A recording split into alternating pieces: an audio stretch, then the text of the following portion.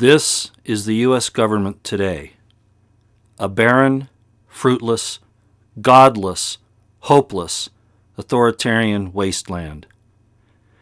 It refuses to answer to the restraints and constraints put on it by we the people through our contract with it, the Constitution of the United States. Having defaulted on its part of the contract, it is now a covenant breaker and illegitimate. Its debauchery and corruption knows no bounds. It bows to, and indeed supports and encourages, the basest amongst us, not the decent and honest, God-fearing Americans who stand by the red, white, and blue, and who toil in the hope of a righteous, just, and abundant life. The question is, what to do? Do we throw it all away? Do we dishonor the sacrifices of our ancestors who have gone before us? Or do we exact justice upon them who have defrauded, defaulted, and committed sedition, treason, and violence upon us, we, the people?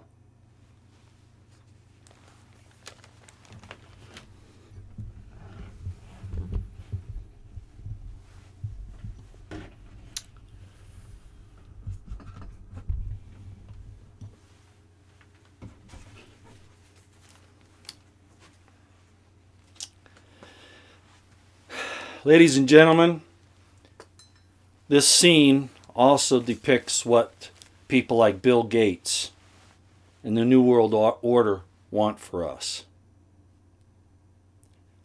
Remember, Jesus said, "I would that ye have life and that more abundantly." Well, these guys who use the Bible as their playbook, because as you've probably heard a lot of people saying right now, the best way to predict the future is to create it. And so they use the Bible as their playbook, and they're creating it. And I almost think, of course, God knew they were going to do that, so he gave them the playbook, but also the hope for us, which is why we have these wonderful words from Jesus. I would that you would have life and that more abundantly, not this barren wasteland that you see here. Good morning, everyone. Today is the 4th of June, 2020. I'm Roy Potter. Swallowed a little coffee the wrong way this morning. And of course, as you all know, I do have it. It's right here. This is my Second Amendment cup these days. I think this is definitely the way to go. As you can tell from all the things that are going on, we have no friends anywhere. The government presses us from one side, and the criminals and the traitors and the bandits and the foreign nations, the criminals, the terrorists press us from the other. And that's on purpose, ladies and gentlemen. I'll take a sip of this.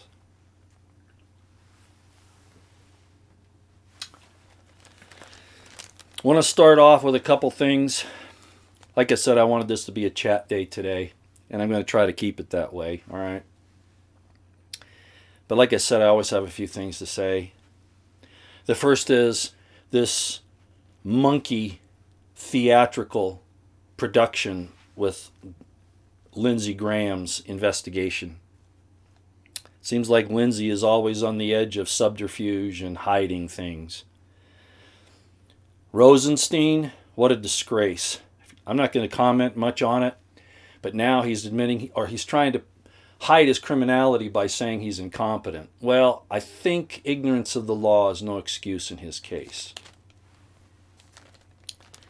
Second, I want to bring up something very important. Yesterday, Rich Higgins and I think some other people tweeted out a picture of National Guard, supposed National Guard, kneeling in front of protesters. And as you all probably know by now, Colonel Manus, Colonel Schlichter, Rich Higgins, and myself have all called that out. And I think probably some other people have, that was obviously a Hollywood-type production. It was a propaganda piece. It's to try to cause dissension and morale problems in the military, as well as encourage our enemies, both Antifa, the drug cartels, and even China itself. Whoever produced that and all of those people that were in that video production, and there was another one at the Lincoln Memorial. There was another anomaly there in the uniforms as well.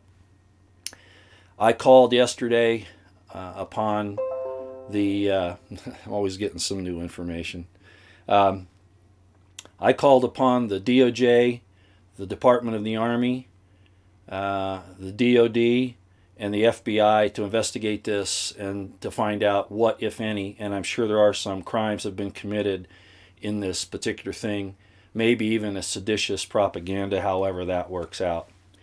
I wanted to mention that this morning because how serious that is. It really is serious. It shows that this has entered a new level and that our media in Hollywood, who's backing? China, who is also backing Antifa and the drug cartels, etc., etc. Not in their country, of course. Nancy Morgan Hart of Headlines with a Voice put up a short video about it this morning. I'd encourage you to go see it. I think it says actors amongst us, I believe, or imposters amongst us, I think is what it is. And I would really encourage you to go see that because she's much more succinct than I am. She has some pictures, and most of you probably know what it's about anyway. You may have already seen her video, but I wanted to make sure that I mentioned that up front. Nancy always does a great job. You notice the other night when Trump was giving his talk there in front of the White House before he went over to St. John's Church, and there are a lot of problems with this whole thing. I'm not going to get into a lot of that, but you notice he threw out protecting your Second Amendment again. He throws that out there kind of like a catch-all, and I'm sorry, but I see these things for what they are. He knows he's done poorly on that. He doesn't care. He hasn't fixed anything, not that or the First Amendment or the Fourth. And so he throws this little thing out about, oh, you've got to protect your Second Amendment. We're going to do that. He just throws that out there just to kind of, pull you in like a lure when he's fishing. I didn't appreciate it, and I don't appreciate a lot of these things that he does these days. And I know a lot of you don't like to hear me say that, but it's the way it is. Does that mean I'm for the coup, or I think that, the coup's the right thing? No, but I also think, as I've explained to some other people, that he has gone along with this in a way because it's really about the takedown of the American people. So although I don't want the coup against him, I really realize that it's against us and our constitutional republic, what's left of it. InfoWars had Dr. Alan Keyes on the other day. If any of you watched it, he's a former UN ambassador. And it was a great interview. He explained some very important things.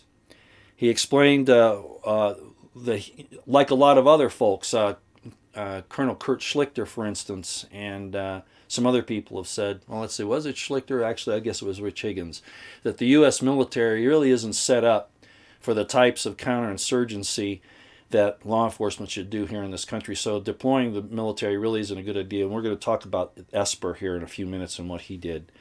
But Dr. Alan Keyes goes through the problem that we're facing right now. And he touches on the Constitution, but he really goes to the Sedition Act. The Insurrection Act. And what they don't bring in there, of course, is the problem with the Constitution, that you still need the governors to invite the president in. I personally believe, and I've listened to Mark Pantano, who's done a great job on explaining that, KrisAnne Hall, etc. What do you do when you have an invasion? And it says that the president can protect people in invasion, but in the Constitution it still says that if a state's invaded, it needs to ask for the president to intervene. Now, I'm not an attorney at that. I don't know exactly how all this will work out. I've listened to Lionel. I guess these are things that will have to be worked out by the attorneys. And of course, then there's the problem with who do you declare war on? Well, we already have a worldwide, I'm not saying it's right, a worldwide war on terror. Well, certainly Antifa and the left wing and the drug cartels fall in that category, especially if you look at all the dozens of definitions there are. But this is a slippery slope because, of course, they will use it against us when we refuse their vaccines. So you see how they're putting us in these catch-22s. But at any rate, if you didn't see Dr. Alan Keyes' interview, fascinating, intelligent, really cool guy. I was really impressed with him. He gets into all these different nit and gritty details. He actually even mentioned calling up the militia. And he didn't mean the National Guard or active or reserve units in the military. He actually mentioned the militia, and my point there was, and I'm adding it here, and I've tweeted this out quite a bit, and I've discussed it. You call up the militia, all the able-bodied men, not women. I know, I'm sexist, okay, but I believe in protecting our women because they're that important. I'm never going to change that. Anybody who's followed me for the years knows that that's the way it is. Oh, I want you to have guns, ladies. Oh, yeah, but I don't want you out there, putting yourselves in the line of fire and in danger. But, like I say, I'm sexist in that regard. But I have my good reasons. At any rate, all the able-bodied men between 18 and 55 is mentioned in the Constitution, and of course you bring your own weapons. So what we have here, and I think I'm going to mention this again here in a few minutes. The president has Article 2. He has there's Article 4, which is a general article talking about these things that we're discussing here right now. And at the very least, I think that the president could obviously call up the militias in the several states to be ready. And Keyes talks about putting them under the sheriffs, getting the sheriffs involved. Of course, I've talked about deputizing posses. So the big question is to have competent authority, that you're not out there running around without being under, in some way, shape, or form, the commander-in-chief under the Constitution, which, of course, is the president. And I know there's some problems with that, ladies and gentlemen. I'm not going to go into the particulars of that, but I just want you to know that I'm aware of it and that I heard Dr. Alan Keyes talk about it, and I thought it was pretty good. My solution, of course, is exactly that. And then on the other side of it, we have the situation with, and of course you'll always have the right to defend your neighborhoods and your homes. But I'm talking about taking offensive action against an enemy that's invading, or this thing with the war on terror with Antifa and left-wing Marxists and communists and the drug cartels and Chinese agents, et cetera, et cetera. You really need to be under the command of the president to protect yourself. So that's a way out. He's never taken it. We've called on him to do the Article 2 for a long time, and he just ignores it. He keeps pulling in these deep state swamp creatures, and we see what's happened now with Secretary of Defense Esper, and I'm going to address that in a few minutes. Okay.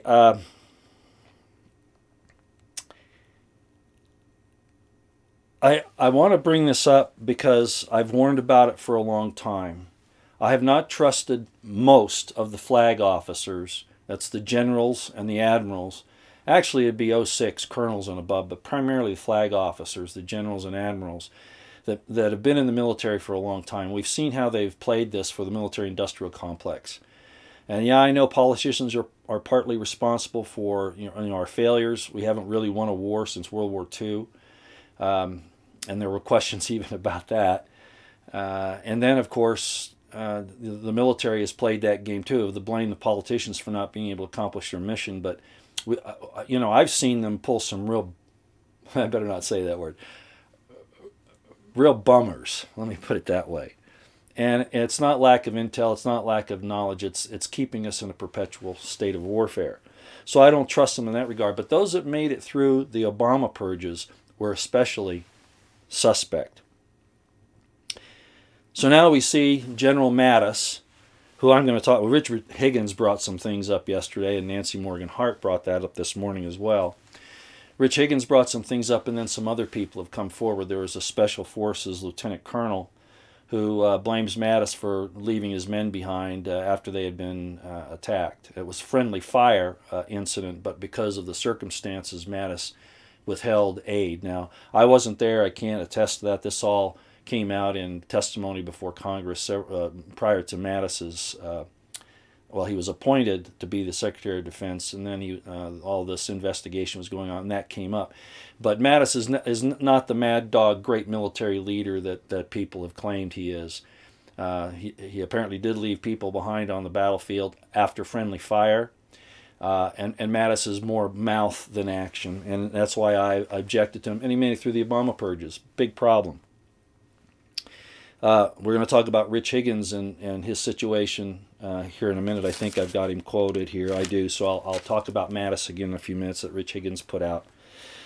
But I've warned about these general officers and admirals for a long time. We've seen what's happened. I told you that when General Petraeus, General McChrystal, General Mattis, of course, General McMaster, and then we saw Admiral McRaven all go against Trump and the American people. I mean, Petraeus even talked about America's done, the United States is done, it's now the North American Union. All these guys went to the coup side back several months ago, actually about 18 months ago. Starting about 18 months ago, they started being vocal. And when you see retired flag officers doing things like that, it's because they know the inside scoop and they want to get on what they consider to be the winning side. They're seditious, maybe even treasonous men, and they need to be dealt with. But with the president we have in there who keeps going along with this stuff, I don't know that we'll ever see justice. And I know there's going to be some people upset at me for saying that, but you just got to look at the facts. And I'm not buying anymore that he can't get the help. He's got a lot of us out here. All he's got to do is get out of the swamp. But he likes the swamp. President Trump I'm talking about. So at any rate, they all fled to the winning side. Like I said, I'm going to talk about Mattis in a minute, so hold on a minute. There's a big question about this whole situation with the governors not inviting President Trump to bring the military in to quell the terrorists that are obviously throughout our country right now, and they're getting ready to attack infrastructure. We know they have weapons. They've stolen weapons. We know they have explosives. I've told you about the ballistic vests I saw last summer. They've been getting ready for this a long time. It wasn't just anybody that put those bricks out on the streets. So President Trump doesn't need to wait. He could go after people like Soros and even Obama at this point. Anybody that's involved in this. Who's been supporting it, aiding and abetting this whole attack on the United States. But as I said, he won't, and he hasn't yet. And when Barr comes out with his list of all these people they're going to investigate, you know that Soros at all aren't going to be on there. So they're not serious. If they're not going to go after that command and control and supply chain, logistics chain, they're not serious. This is all for show because they want the military. As I told you, Kissinger or Rockefeller, one of the two, said, we are going to create a situation where they will beg, the American people will beg to have the military on the streets, and that's where we are right now. They want us to beg a little longer. And they're using the governors to kind of hold back on that, right? Trump apparently looks like he's backing off now, especially with Esper coming out. By the way, Esper no one in the president's administration should ever come out against the president publicly. They fight it out in a staff meeting with the president. You don't come out there and do what Esper did. That's baloney. I wanted to say, I'm going to try to clean up my language today. I am still angry. Okay, you don't do that. That shows that there's a coup still active, and Esper wants everybody to know he's on their side. That's exactly what it is. And again, I realize Trump's complicity in this, and I know some people are going to pull their hair out when I say that, but it's just obvious to me, whether by design, willingly or unwillingly, wittingly or unwittingly, okay?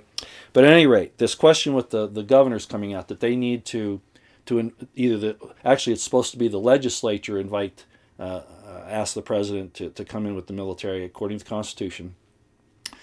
And if the legislature can't be convened conveniently, then the governor can ask for it. Well, what do you do when the governors and the legislatures don't give a damn about what's happening to their people?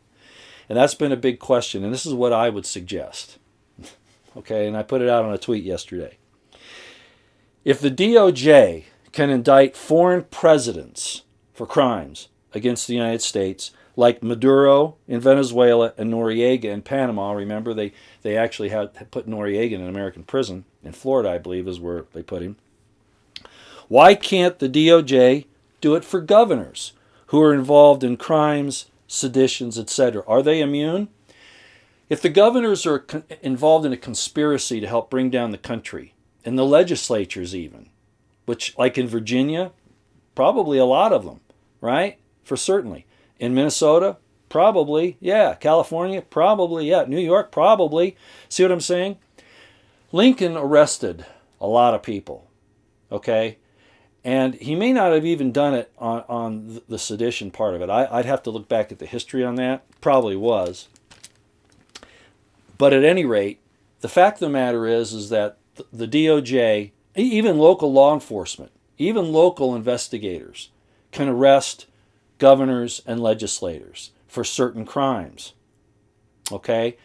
And the Fed, the DOJ can go even further. So my suggestion is, so what if they don't have all of the probable cause? I mean, all of the crimes that have been committed. All they need is one. All they need is one. And they could go arrest these governors and then put somebody in there who's going to do the right thing for their people. This could involve the governors being complicit in aiding and abetting terrorists, in financing them, in covering up crimes, in protecting criminals, in causing injury to their people. There are all kinds of laws, I'm sure, and I can't state what they are, but the DOJ is being lazy here, as always, because Barr is more concerned about his institutions than he is really about the people, despite what you hear going on supposedly behind the background. It's obvious when you see it on the face. So I thought I'd give you some examples of governors being arrested for crimes. All right? Remember, we have police officers now dying, being killed, and citizens, American people, because of the inaction of these governors, legislators, mayors, etc. Inaction and very likely conspiracy to assist it, okay, in one shape, form, or another. So let me give you a few examples of governors having been arrested in the last few years. We all know about Governor I never can say his name, Blagojevich. He was the Illinois guy that supposedly used money to buy a Senate seat after Obama left. Now, Trump pardoned him, okay? But the fact of the matter is he was arrested by the FBI, the DOJ. Governor Greitens of Missouri. Governor Rick Perry of Texas was indicted, remember? It didn't go anywhere. He had to fight it, okay? But he was, in fact, indicted. Governor Ernie Fletcher of Kentucky. Governor Fife Symington of Arizona. Governor Jim Tucker of Arkansas. That's the way you go about this, ladies and gentlemen. I'd like to hear from Mark Pantano and KrisAnne Hall about this, and I think that they would agree with me, okay? That's the out for the president, to replace these governors who, we can't wait for the next election. We've got to get rid of these people now. Arrest them for crimes, okay? The FBI will go out there and arrest you on a minor charge just to hold you, get you off the street while they look for more culpable evidence. And even if they don't find it, and they did that to a lot of people at Bundy Ranch, even if they don't find it, they still hold on to them, and they put them through the court system. I'm not saying that that's just, but right now, I am fairly certain, looking at it, that I could probably indict some of these governors and mayors and even members of legislatures, including Lindsey Graham, I might add, because if he has really been involved in sedition, guess what? He can be in session, and he's not immune for sedition. So that's the way to do it. The question is, does Trump have the guts to do it? And I don't think he does. And people say, well, Roy, he doesn't have anybody supporting him. Whose fault is that? See how he's put us? He's put the American people in jeopardy, and that's why I'm so upset at him. That's why I addressed Melania Flotus the other day, was to ask her, not that she saw my tweet, but at least reach out and say, why don't you tell your husband to repent and get his ass in gear? Stop doing this.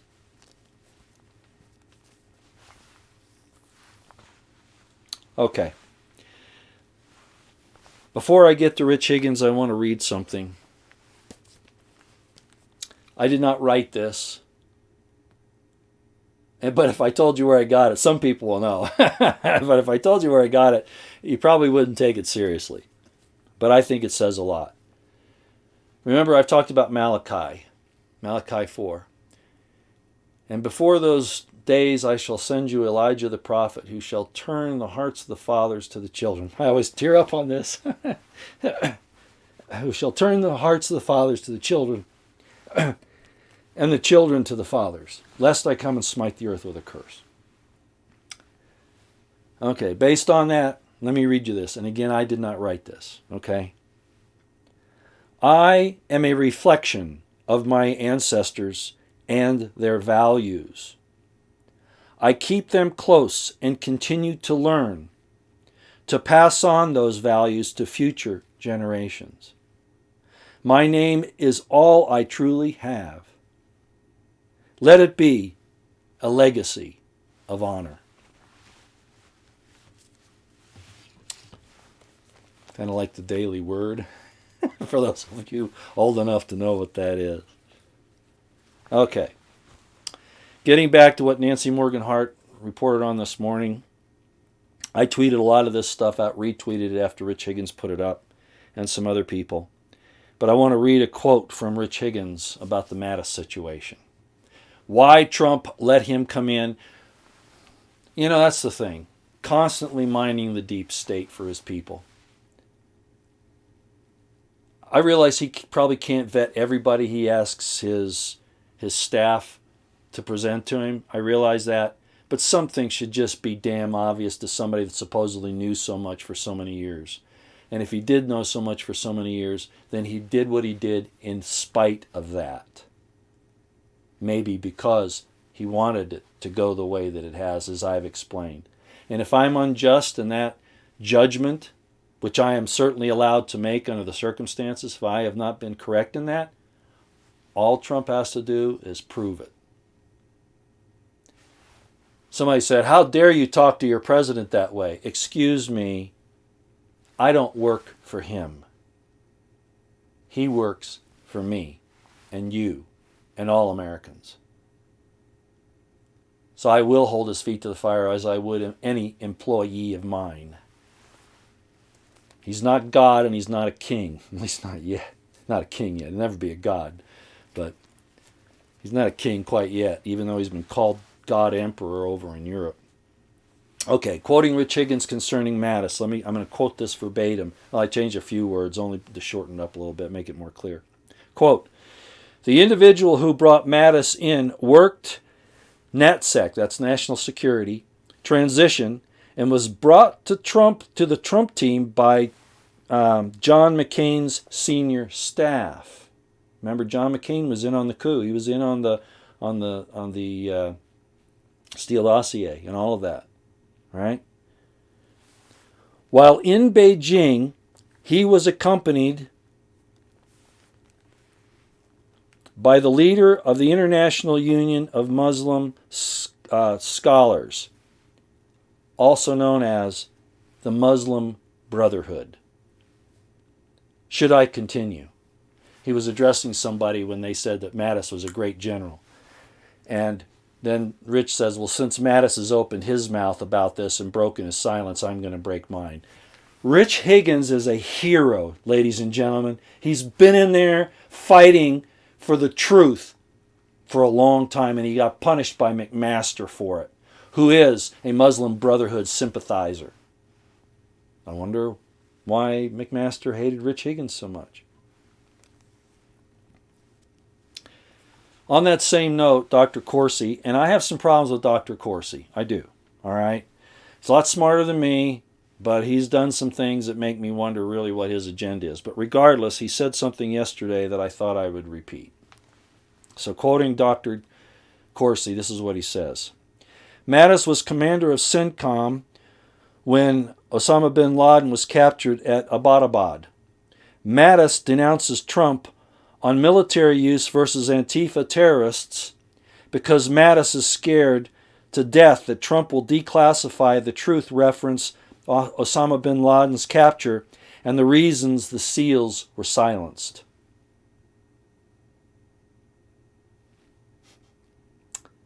Barack Hussein Obama, treason, exclamation mark.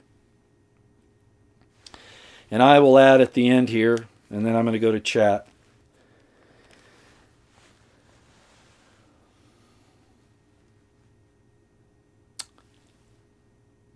Pat Tillman. I've mentioned some generals today. Pat Tillman was the NFL player for Arizona, who was supposedly killed by Al-Qaeda or by Afghan Taliban forces in Afghanistan, and then they admitted it was friendly fire. No, it was an assassination, ladies and gentlemen, and his family would attest to that if they hadn't been so brutally mistreated by the U.S. government that we can't trust worth a damn. The generals covered this up. Pat Tillman threatened the storyline of how we were being such great liberators in Afghanistan and Iraq and all that. And he was telling the truth to his family, and of course The military is monitoring his communications, probably opening his letters and other things, or if he typed these things up or what. I don't know exactly how it is, but regardless, they saw that he was their big poster boy for the war, and now he was turning against it, and they took him out, ladies and gentlemen. Some of the ladies, the generals that I've mentioned today, are aware of that and helped cover it up.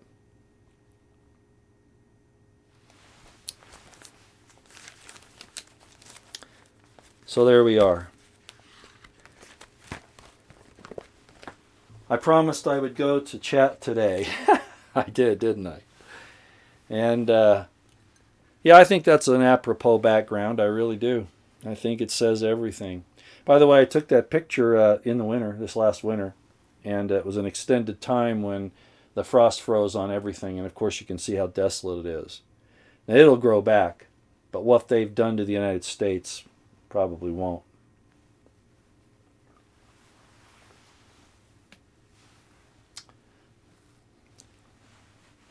I think I'll read one more part of what I said. What to do?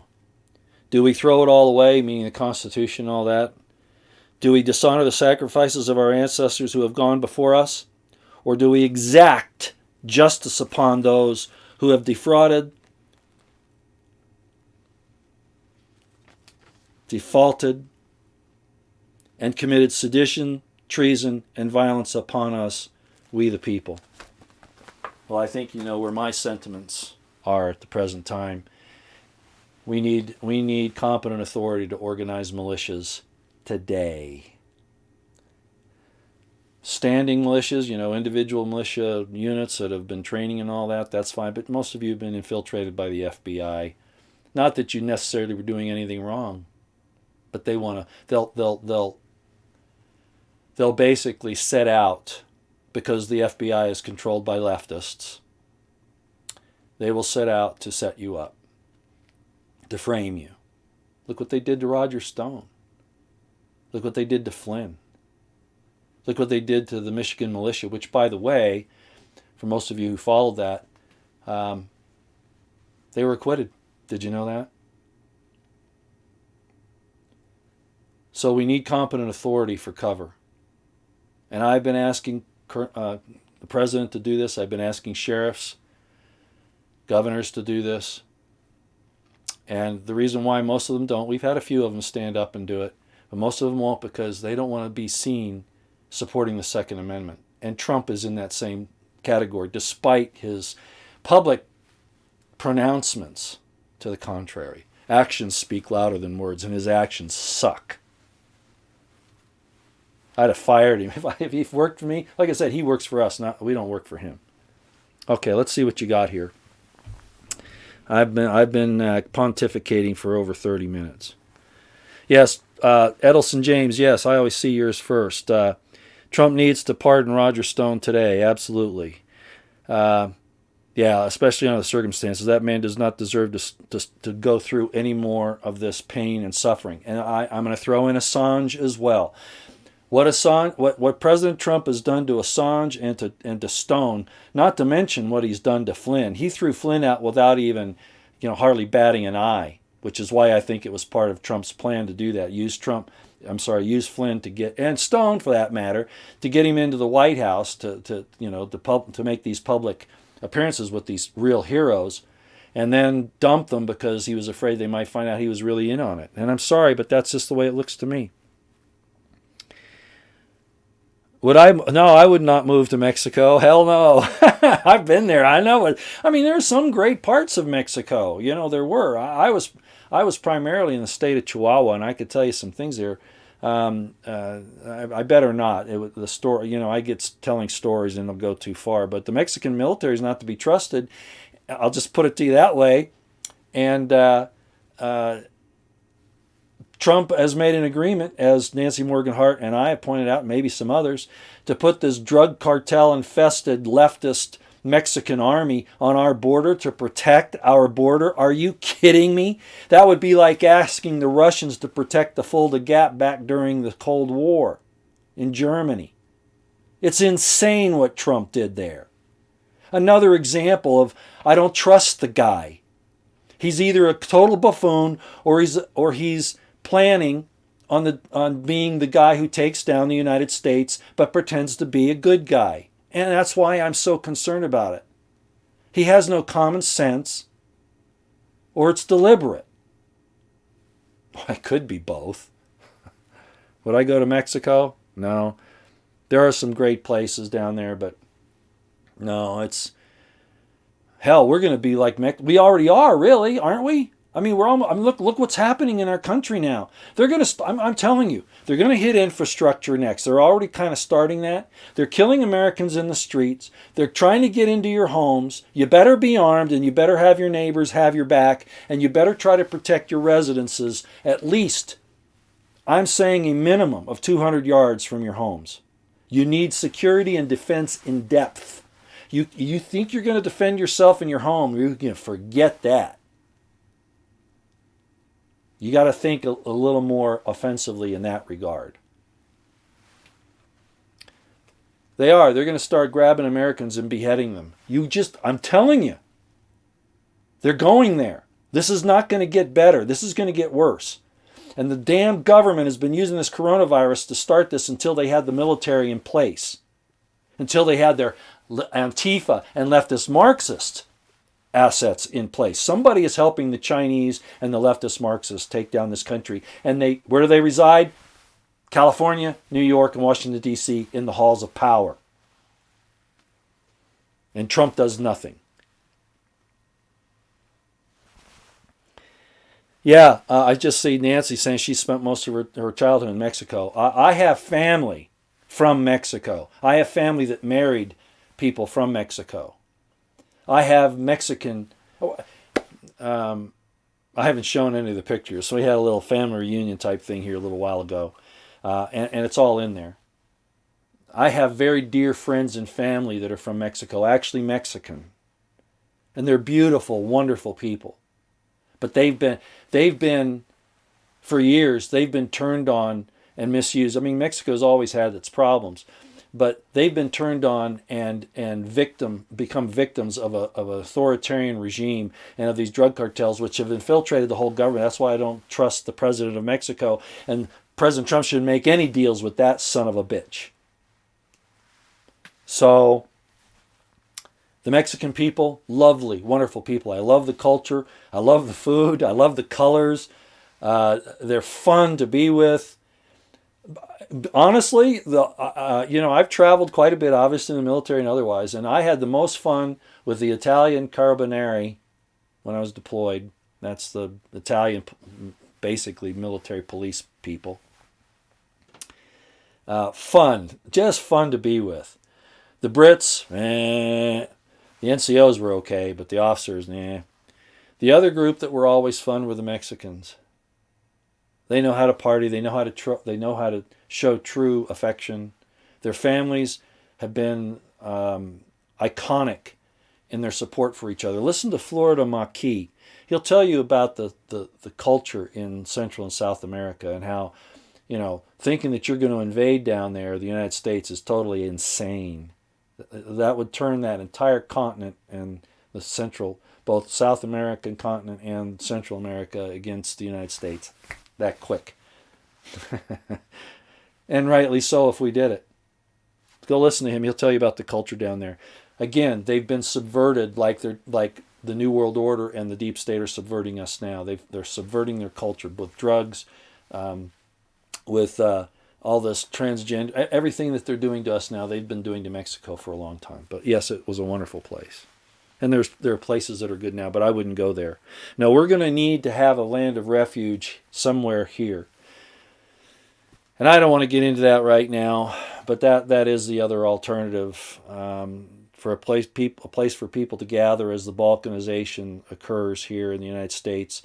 If you don't want to start killing people in order to survive, there's got to be a land of refuge set up eventually. And some people say that's Mormon doctrine. No, the Mormons just took some of that scriptural information and applied it to themselves. And I'm not saying that's a bad thing to do, but that is really what we need. We need a governor who will stand up and say, We're going to abide by the Constitution of the United States. Anybody that wants to come here, our National Guard will protect you. We will defend you. We will protect you in your liberties. Come here. I was hoping Abbott would do that, and then look what he's doing with the contact tracing and this social distancing and masking and all that. He turned out to be a turd that just got crapped out. Wyoming's okay. Yeah, Edelson, Wyoming's okay, but I honestly, the people, I got to be careful here. Wyoming would be okay. A lot of the elites have come to Wyoming and set up readouts and those things. Think about who's here. The Cheneys. Liz Cheney is the representative from Wyoming. It's not quite the panacea you might want to think. It has a possibility. But we'd have to do some cleaning here too. Utah, same thing. Idaho, possibly. But the governor up there hasn't been real good either. So anyway, I think it's going to have to be a major shift in power, some achieved in some way, and I'm not certain how to do that at this point. Again, we need cover of competent authority to act. Otherwise, you'll just be considered no different than the Antifa, really. All right? And they put us in this catch-22. We have a right to organize militias, but we still need to be under some type of competent authority. And that's why I've pushed it that way for so long. Yeah, I'm sorry, I'm taking too long here. National Guard versus standing army, that sounds like it could get real ugly real fast. Oh, yeah, for sure. Oh, yeah, but you see, the central government's going to fall apart. South Dakota might be a good place. Yeah, Doreen, but you got a short growing season up there. Oh, it's rough.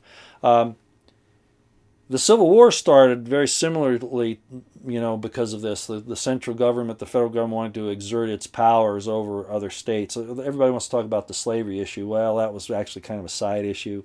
They made it into that, but it was really states' rights, and the federal government actually pushed it until until South Carolina finally had to do something. So that's always how they start, though. But yeah. The difference this time is that the central government is all except against their own citizens and against cave dwellers in Southwest Asia. The United States is a paper tiger. It barks real loud, but it really can't do much. It really can't. Look, did they take control of Vietnam? No. Did they take control of Afghanistan? No. Iraq is still a crazy ass place. Every place we've been, we destroy it, and then we become the very tyrants that we supposedly were unseating. I don't think that's a good trade-off. Okay, let's see here. What's happening tomorrow? I don't know. I'm not certain. As it stands right now, D.C. is under martial law. They have the 82nd Airborne Division there. D.C. is a different animal than the states, and I think most of you realize that. The president has a little more leeway in D.C. than he does elsewhere. But in effect, martial law is in effect right now. In effect, it is. And it's going to go further. And that brings up the situation with SecDef Esper going against the president on calling up military units. On the surface, I agree with Esper, as I did with Rich Higgins, and some others of us have talked about it, that the last thing that's right to do is to turn the military on the American people. And people will say, well, the Antifa is a terrorist organization and the leftist Marxists are, and I understand all that. And it might come down to where, as I've already explained, that might be necessary. But as Mark Pantano says, let's see if I can quote him exactly right. I probably won't get this right. He talks about this thing and he says, form matters. That's not exactly how he put it, but at any rate, how you do something is almost more important than what you do. So there are ways around this problem with the governors and all of that. But I also agree that probably the more effective way to attack this thing is, again, through the militia effort, right? Let the people do what the Constitution was designed to do. Let them protect themselves under competent authority of mayors, well, of governors, sheriffs, and the president. And use military in very limited surgical strikes to take out the leadership of these things, which would include people in Congress. Well, they probably use the FBI and law enforcement organizations for that, but some of these others, real counter terrorist actions. In other words, going in and taking them out, and I'm going to include Soros in that group, of course. I think that they ought to do that with Obama, because he's running a shadow government just down the street with Trump's approval, or he would have acted on it by now. At least that's the way I see it. So that's how I'd use the military. Use it for surgical strikes against well-entrenched, not against the people on the streets. No. But fighting a war against terror here using surgical procedures. And I talked about that in my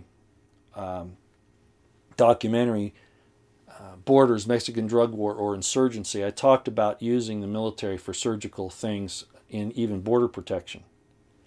So that's how I would approach it.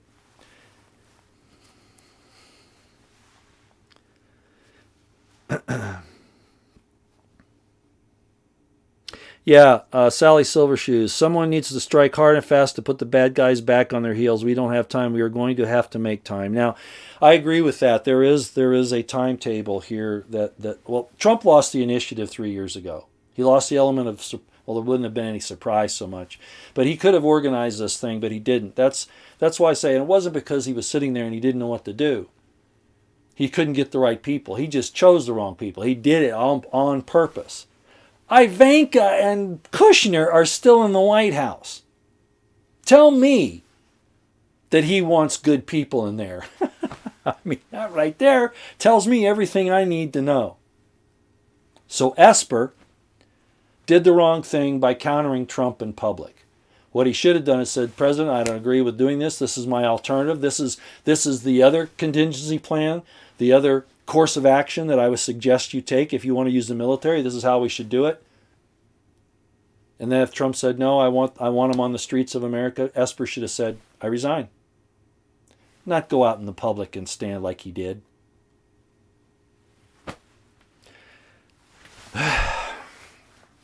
There it is. That tells it all right there. That's why I chose this picture.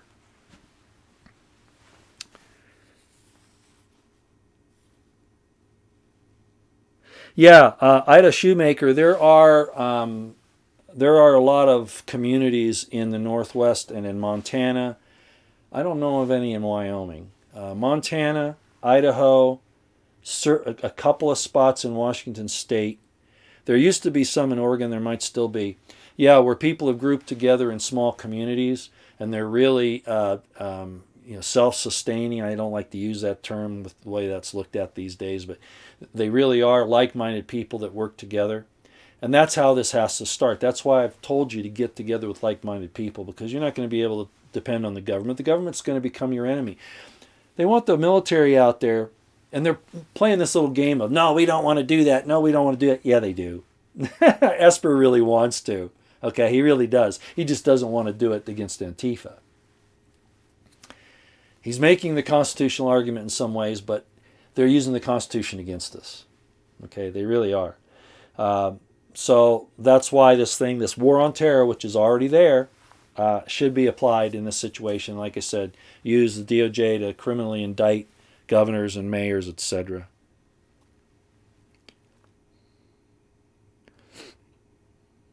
Yeah, I'm going to repeat this. Barry POS Tarot. Traders knew in Trump's first 3 months he was a coward and a fool. Yeah, that's what I'm saying. He lost the initiative right off. He came in and everybody was shaking in their boots thinking, oh my gosh, he's going to clean house. And then he did nothing. Right? Even said the Clintons are good people. I mean, that's before he was even inaugurated. And I went, oh no. Here we are. This guy fooled us. He sold us a bill of goods. That's why I've been so hard on him. And I've given him, and you all know, again, I've gone back and forth. I've tried to give him the benefit of the doubt. I'm not doing it anymore. I think he's complicit, or he's a buffoon, or both. I keep seeing these people, I won't mention who they are, they keep saying, oh, he's doing Sun Tzu, he's going to creep up on him, and he's going to hit. With what? He's even got the DOD against him now. Really? You people that are selling this hopium, you don't realize the damage you're doing to the American psyche.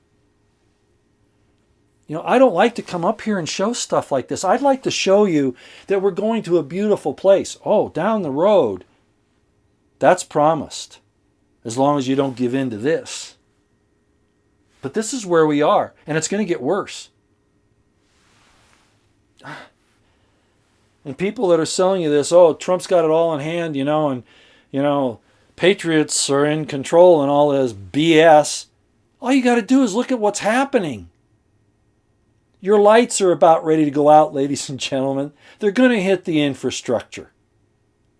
It's going to happen. I can't tell you when, but in my estimation as it looks right now, it might be a lot sooner than even I thought it would be. I know you don't like me slurping.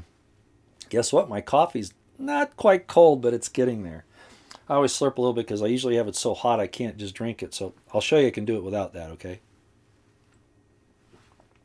But when it's hot, it's kind of a way of cooling it off. I know it's impolite. No, I don't trust Ray, never have. I don't trust Mattis, never have.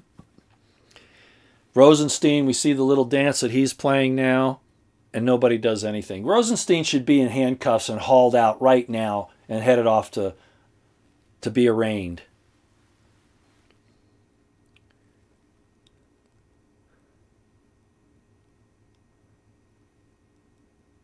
Yeah, disgustable, I agree. Trump will destroy America to save face. Well, this whole coronavirus is a perfect example of that.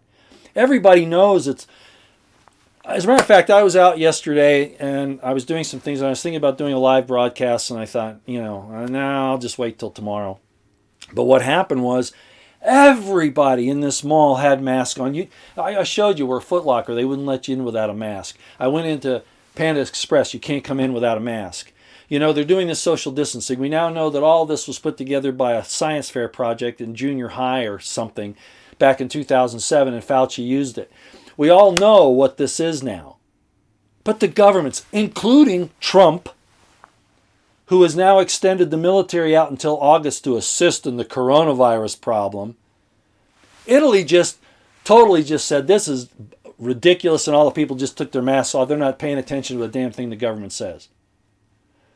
I can tell you who's partially responsible for this. Of course, we could say the deep state, we could say the New World Order, and it's kind of tied into the same thing.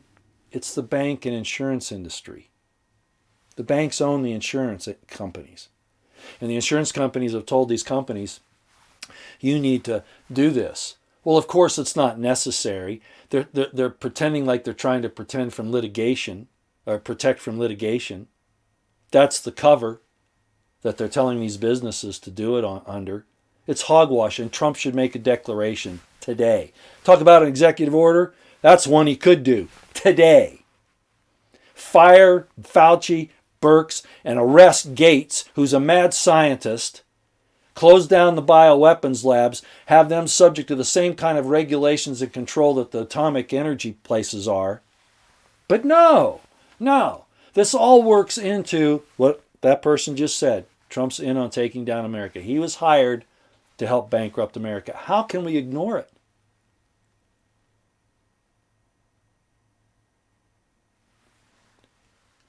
He's one man. The President of the United States is all powerful. I didn't say he was. But his actions prove he's not who he says he is and what he is. Look what he said about your Second Amendment. I'm going to support the Second Amendment as he starts red flag laws and Operation Guardian, surveilling you.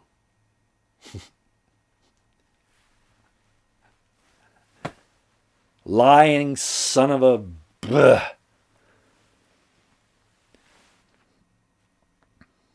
Yeah, Germany, that's what I was just saying, Rolf Steiner. Germany Yeah, they've also said it's all BS. But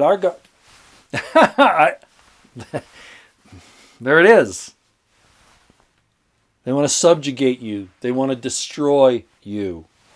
They want to save face. True. That's part of it. If Trump turned around and said, I got took by Birx and Fauci and Gates. I got took by them. I'm sorry. That's what he should do. What I say about repenting openly and saying we need to drop all of this now, governors. And some won't. Newsom won't. Cuomo won't. De Blasio, the mayor, won't. Probably, others won't. But that's when you go back to the DOJ and say, is there a conspiracy going on here to take away the rights of the people by the governors? Violating Title 10 and Title 18 is pretty serious stuff. Deny somebody's rights under color of law, that's a federal offense. So why isn't Barr doing something about it? And that's the way in to get rid of these governors so that we can get this taken care of, if that's really where we need to go. Along with the militias I've talked about.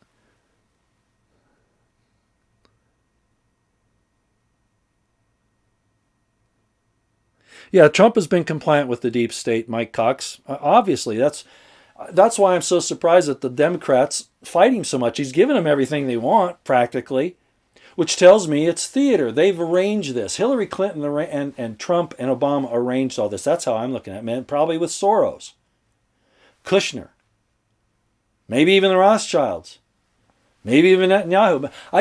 It looks to me like this has been a concerted effort. Now, I had a guy write me the other day saying, you're blowing this up too much. Think Occam's razor. And I addressed that person. I said, you've never really understood or taken part in the takedown of a country, have you?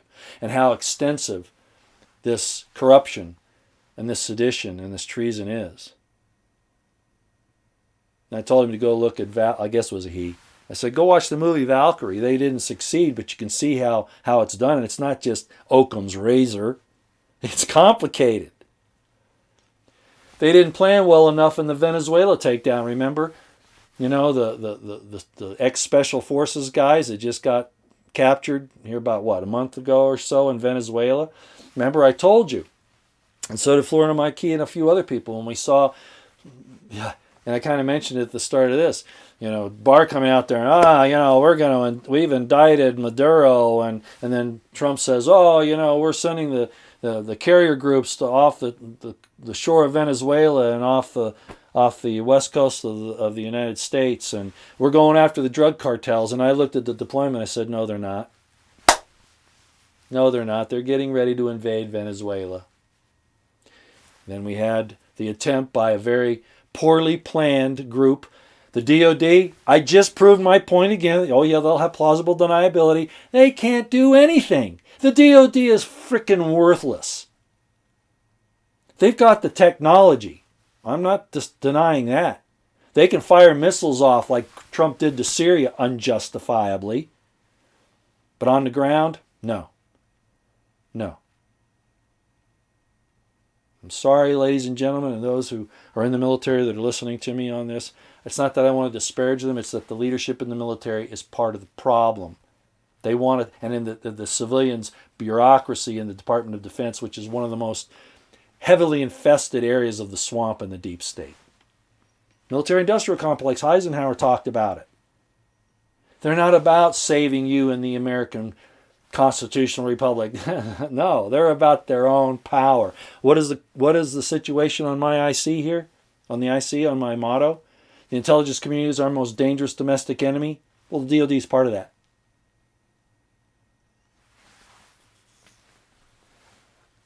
Oh, they're not dummies, Annie. No. Department of Defense, they're not Department of Dummies. No, this is all orchestrated. Yeah, DOD hired mercenaries. And as a matter of fact, there is some indication that there are mercenaries on the streets in America right now. I don't know who they belong to, but that was another thing that some of us in with some military ties have noticed, that we're seeing some things that are possibly mercenaries, and that's as far as I'll go at this point. But some of them are provocateurs, in my estimation, and some of them are just there for the money, but they will turn on you. They're there for them. They're not there to protect you.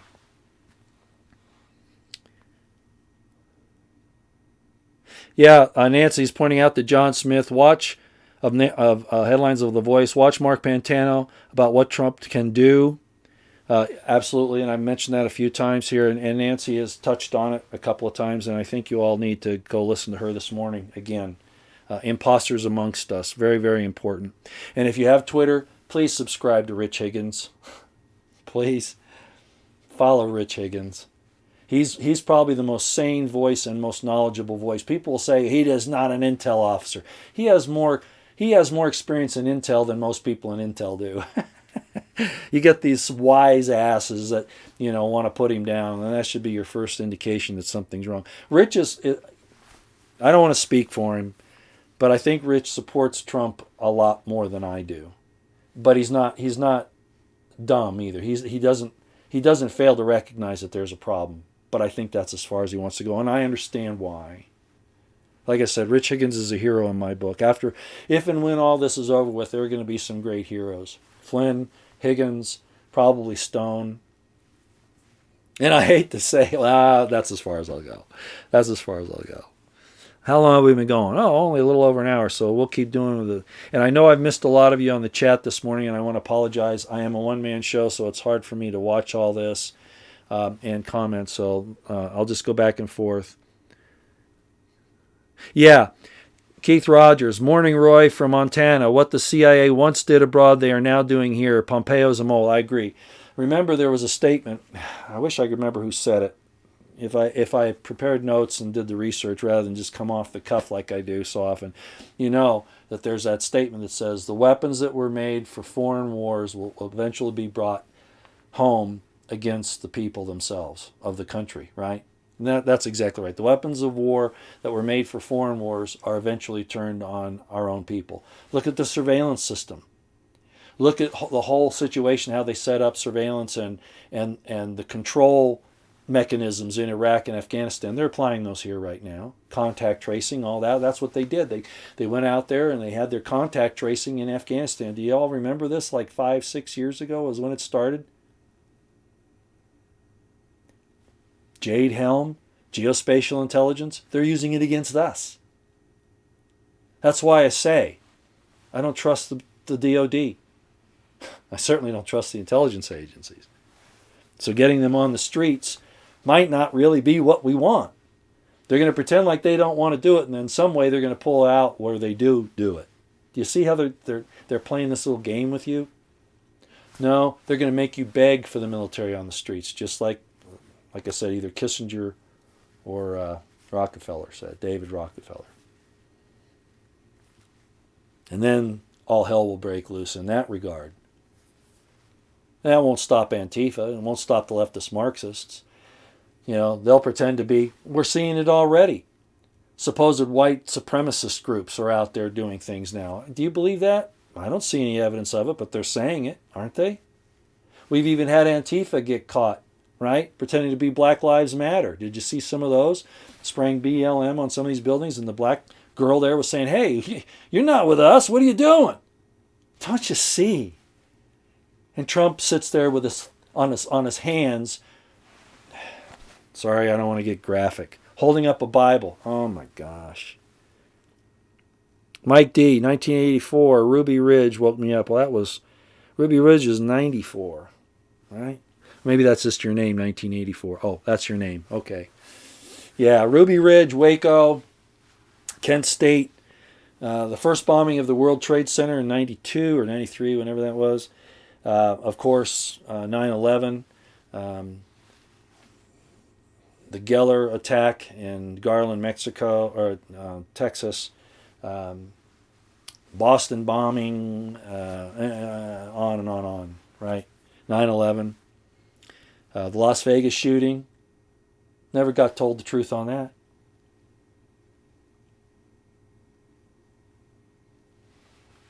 What did I say? What did we do? I'm going to quote myself here. What do? The U.S. government bows to and indeed supports and encourages the basest, that means the lowest, the most disgusting, amongst us. It does not support the decent and honest, God-fearing Americans who stand by the red, white, and blue and who toil in the hope of a righteous, just, and abundant life. Strategic tension. And they're doing it to us. We have a psychological warfare being conducted on us. We don't know where to turn. That's on purpose. It's like I said, they hit you with so much so fast you can't process one thing before you're hit with another. That's called mass. It's called surprise. They're using the principles of war against us. And the Congress let them do it, said it was okay to propagandize the American people, and then the subsequent year, NDAA 2013, right around there, funded it. Gave them money. They didn't need it. They have their black ops that they get from their drug stuff and all that, their human trafficking, whatever, their payoffs. But then Congress funded them. You got Lindsey Graham up there today, yesterday, covering for Rosenstein, trying to, cover it all up. Cruz did a good job. Told Rosenstein, you're either incompetent or you're complicit. Which is it? Think Lindsey Graham's going to say that? And Lindsey Graham is so typical of everybody in there. They don't give a damn about us. They don't give a damn about the truth or about justice. And Trump was put in there to placate us, sedate us, while all this comes down. And now they've got their grid into place. 5G's going down. Now, I could tell you something happened to me yesterday with regards to that, but I won't. People will say you're nuts. I'll just say I do believe I got attacked yesterday. I won't take it any further than that. Okay.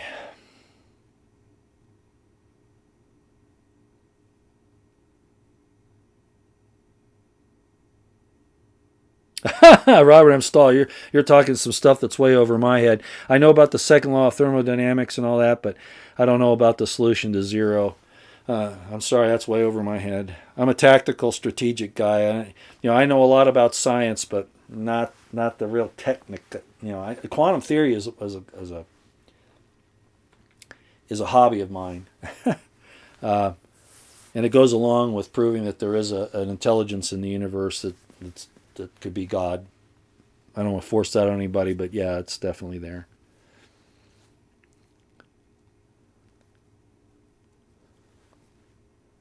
Yeah, Ron Paul is still on the right track, I believe. And his son Rand isn't bad, but Rand just doesn't, he doesn't have the machismo. He doesn't have the leadership persona to really do much. So he still stays in the background. I mean, he'll come out every once in a while. He's done some great filibusters, some great counters to, some of the things they wanted to push. And I agree with all that he's done, but he just doesn't have the oomph. Am I avoiding what question? Dreaded Judge, what did I just say? I can't see everyone. I'm not avoiding anybody's question. I'm not watching the chat that closely. I can't do it and respond. So why don't you just leave? If you're that impatient, you don't need to be here. Bye. Somebody throw his ass out of here.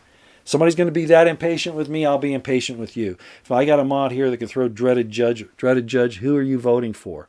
I don't really care right now. I'm not avoiding your question. I'm probably not going to vote because there's no what use is there in it? Probably write my own name in. That's what I did when remember I said I was going to run for Senate in Wyoming because the seat was being vacated there this year. And then I thought, no, that's crazy. I can't do that, right? Well, back at the last election when we were voting, Liz Cheney was up for House of Representatives, right? I wasn't going to vote for that. I wrote my name in.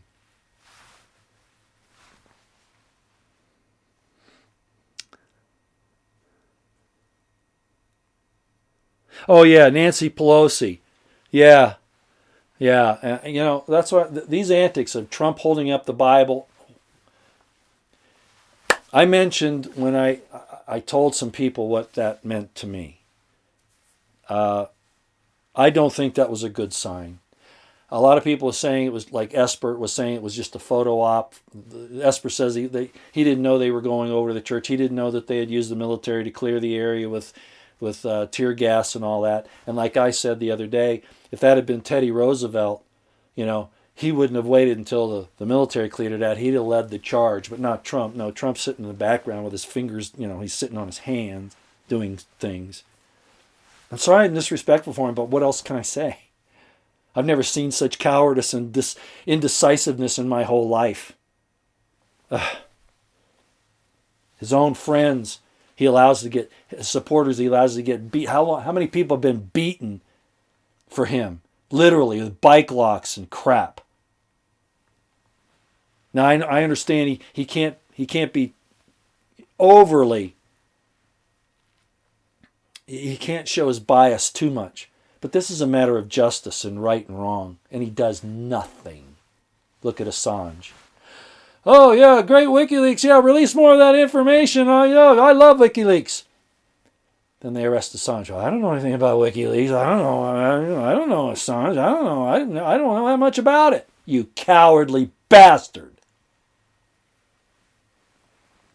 It's all written right in front of you. He's not doing Sun Tzu, people. If he is, he's doing it against you. Yeah, Teddy Roosevelt would have cleaned it out, but I was saying in Esper. So he goes out there and Esper said, I didn't know it was going to be a photo op. Well, I don't know if he knew it or not. Probably didn't. Knowing Trump, he wouldn't surprise me.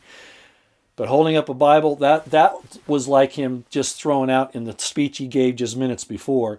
That was like when he threw out, the importance of your Second Amendment. And he's done almost nothing to protect it and a few things to really degrade it. He's a buffoon or he's a liar. I'm sorry. The coup is against him. And people will say, well, why? Oh, we don't understand. Well, partly it's because I think this was all a show to sedate the conservatives. They already have the leftist Marxists and the Democrats. They don't have to worry about them. They had to convince the conservatives to not rise up, to go along with the program. How do they do it? Trump. He gets all the leftist Marxist stuff through, and we think it's okay because Trump's doing it. He's our guy, just like Mark Pantano says. He's our guy. I'm not saying Mark Pantano says he's our guy. He's making fun of those who follow Trump even though he's doing leftist Marxist things. He just nationalized how much of the United States, blew out 40 million jobs. He's more worried about saving his face than he is getting you back to work.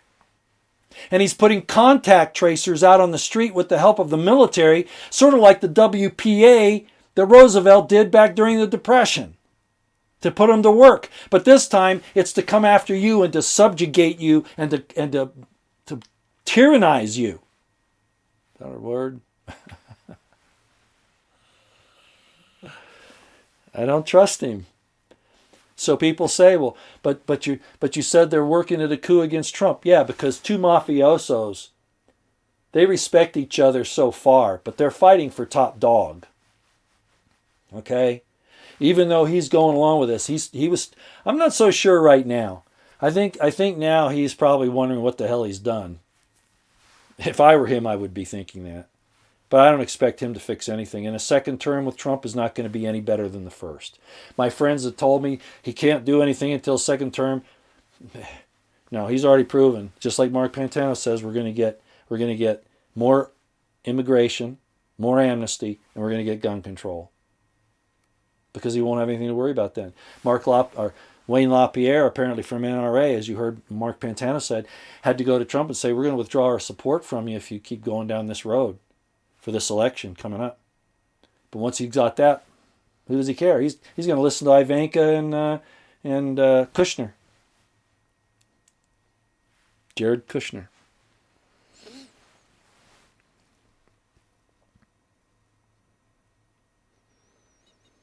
Yeah, Peter Gunn, after you boil it down, Trump is a salesman. That's right.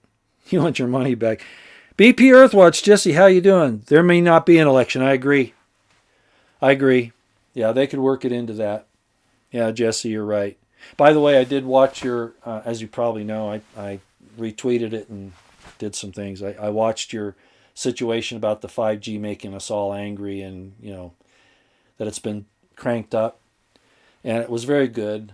And I agree with you. That's part of what's going on. Not all of it, and I don't think that was. Although I just mentioned to you, you may have just heard me. I got attacked yesterday. I am absolutely 100% positive of it. There was no reason for what happened to me to have happened to me, and where it happened. And I'd give you more information, but yeah, 5G, weapon systems, surveillance, and cranking it up and causing headaches, aggravation. Yeah, that's all part of it. But you combine that, Jesse, at least in my, and I'm sure you'd agree with me on this. You combine. Yeah, so you did see it on Twitter. You combine that with what they're telling the kids in schools, what they're giving to us in the entertainment industry, on the news every day, the crazy crap that goes on in D.C., including Trump's shenanigans. People get irritated. The lockdowns, the lies, knowing that this thing on the coronavirus was a complete lie, and they're still, we got to open slowly. We got to take. No, they're holding us back. The American. I have an old acquaintance. I wouldn't say they're a friend, but I've known the family for many, many years. I won't even say what kind of business they're in, but I went into their business yesterday. I didn't go in. They were locked up because of the coronavirus, but they're in there taking phone-in orders, and people can come in one at a time and get stuff. Anyway, this acquaintance I had, I wave at him, and I don't know if he recognized me at first, but anyway, he came out and he put his mask on, and he comes out, and I find out he's been compromised. He's had some surgery, so he feels like he's got to protect himself. Okay, but I got to tell you, scared little man, scared, so afraid. He doesn't realize that he's ruining his immune system by isolating himself unnecessarily. He's not sick. He's worried about getting sick because he's had this surgery, and I understand that. But you don't do it by totally shutting down your immune system by wearing a mask and isolating yourself. Quarantine is for the sick, not the well. And all these people wearing masks are going to be more susceptible. Not that germs can't still get through, but they're breathing their own carbon dioxide. I have family members who have fainted wearing masks at work. Yep. I refuse to wear them. I won't do it. If a store won't let me in without one, I don't go in. I stop business with them. And I know, as I said the other day, that's going to get down to where I won't be able to go anywhere. I got another plan for that. But yeah, so it's all training. And you see all these people, these Americans are all wusses now. Every American out there that wears a mask is a wuss. If the air quality is bad, well, okay, I can kind of understand that, But this nonsense of 6-foot spacing and all that, which was a science fair project, what they've done to us, and nobody, including Trump, wants to lose face. The governors are all cowards or complicit criminals. They're destroying humanity. They're dehumanizing us. We talked about the burqas and the things that the Muslim women wear. Now what's going on? It's dehumanizing. That's why the Muslims have to do that. It's to take away their personality, their individuality. Do you understand that? It's to subjugate the women. Woman is the most beautiful part of creation. I know people are going to say, wow, you're really out of there. Hey, woman was the crown of creation as far as I'm concerned. And I think that's the way God looks at it. You can agree or disagree, but then we cover it up. Yeah, I know that there's lust and stuff like that. You gotta be modest. But a woman's face, I mean, come on. They're dehumanizing us, telling us we can't touch each other. And you all know that, I know. But can't you see? And Trump is part of the problem. He's not the solution. Again, I said the other day, Trump claimed to be our champion. And I said it, he claimed to be the champion of liberty, but in fact is its executioner. And that's the way it's been. And until he repents and changes course, which I don't think he will at this point. Not now. Not unless he has an epiphany. And I don't think God's really much interested in giving him an epiphany right now.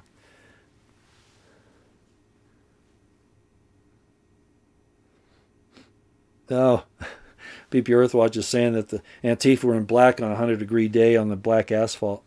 Yeah, masks are becoming a fashion statement now. It's just like with the NDAA, saying it's okay for the intelligence community to propagate us and then pay for it. And then we all accept it as, oh, yeah. Well, now they're doing it with a mask. Yeah, it is becoming a fashion statement. Frankly, I was very upset with Alex Jones that he came out with a mask. I know I heard the advertisement, be safe, wear the mask if you think you need to be safe. If he was doing it so that he could get the InfoWars thing out there, kind of like he did with the tape, all right, but that's not how the dang advertisement comes across. I was very disappointed that he would even go down that road, to even give credence to that.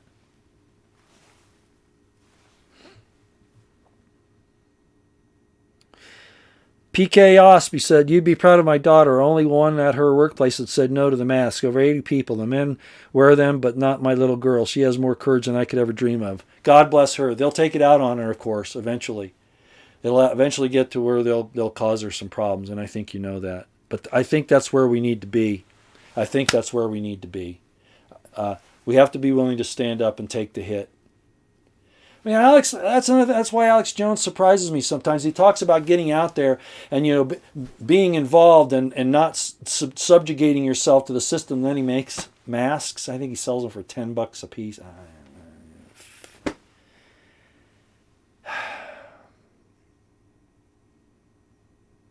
Yeah, Gary Hines, fashion statement. This will be what everyone doing now, wearing a mask. I know.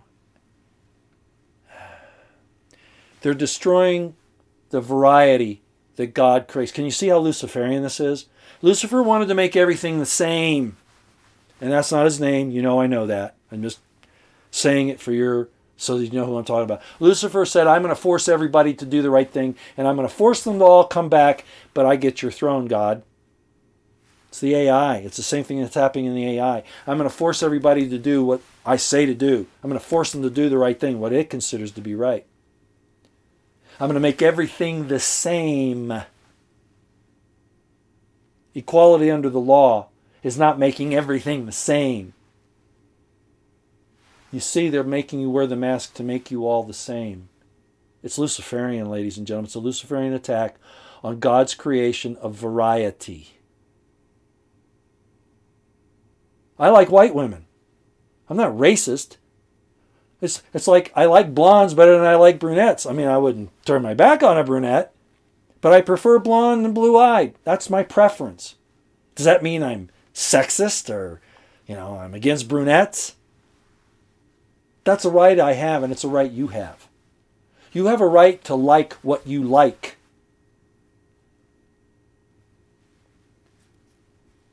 But if everything's the same, now what? Look in nature. God is a creator of variety.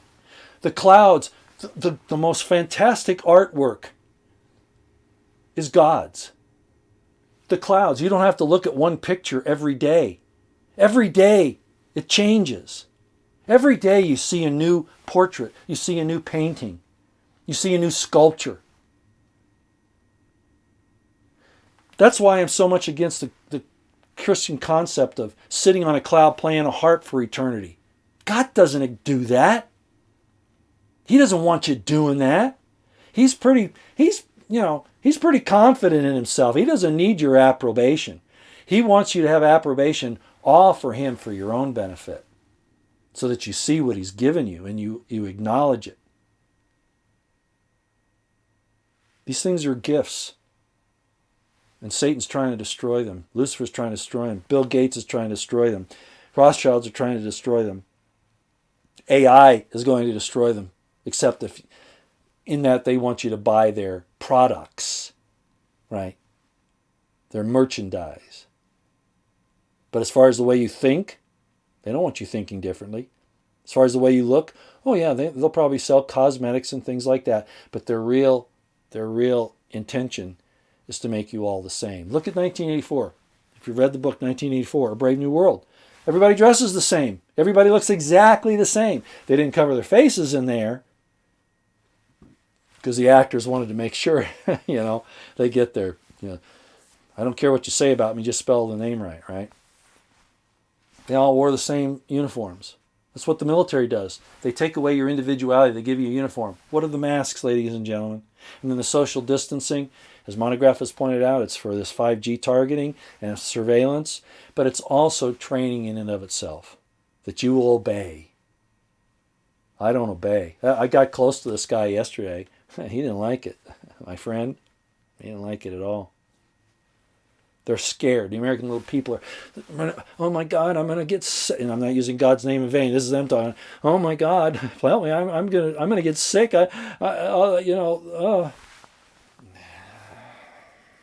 Never did this before. We take precautions. You don't sneeze or cough in your hand and then shake hands with somebody. I mean, there's some common sense things. But that's not what this is about. This is dehumanization. Man, I've been going on too long. Hammers be down, yeah. Earl Thornton. Well, you got a point. The slaves are enacting this agenda, not any deep state. No, I wouldn't agree with you totally. The little people are following their master's orders, who are supposed to be their employees. The masters are really supposed to be the employees of the people, but no, the deep state's involved in this. There's no doubt about it. The deep state, the intelligence communities, the medical tyrannies, these healthcare workers. I have a friend that works. He's a law enforcement guy who backs up the health department. He just says to me, "Yeah, they're little tyrants. They've turned into little Hitlers. They get a little authority and they've gone totally bonkers with it. And the governor lets them get away with it. So I really blame the governor. He should rein them in, but he won't."